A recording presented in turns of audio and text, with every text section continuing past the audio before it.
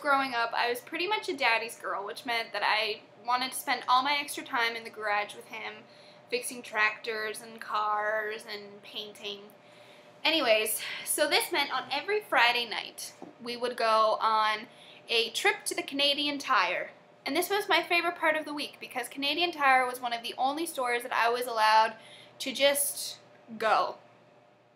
From a young age, I knew what every aisle was at Canadian Tire. Loved it. And then around the age of 12, something happened to PEI. Something pretty big. Home Depot came along. I have noticed that there's a really big difference between Canadian Tire and Home Depot. It's pretty much a battle of the classes. They both have their pros and they both have their cons.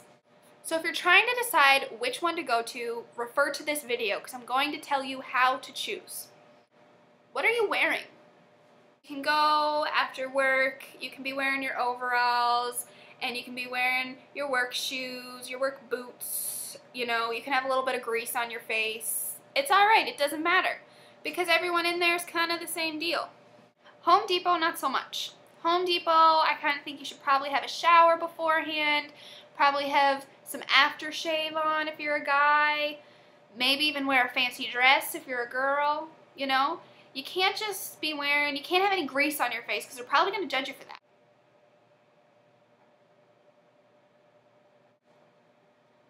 Number 2, conversation skills. Now, before I tell you this, I have to tell you something about my father. He knows literally every person on the island over the age of 40, and if we see them, he's going to have a conversation with them. From the time we walk in the doors until we leave the doors, he's probably had a conversation with at least 10 people and said hello to at least 10 strangers. The story is not the same at the Home Depot. If you're at the Home Depot and you see someone you know, you might do a quick. If you walk by somebody you don't know at the Home Depot, then it doesn't matter. You just kind of act like they don't exist.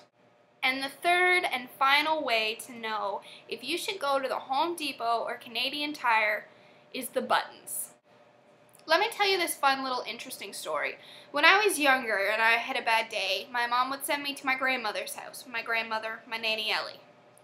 And me and Nanny Ellie would get in her car and drive to Canadian Tire, and we'd go to the lamp section and we'd hit every single lamp.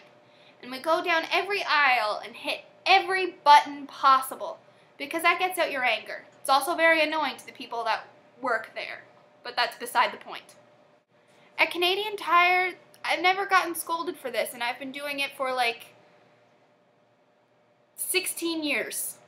It was opening day at Home Depot when I did this, and the guy came over and asked me to stop.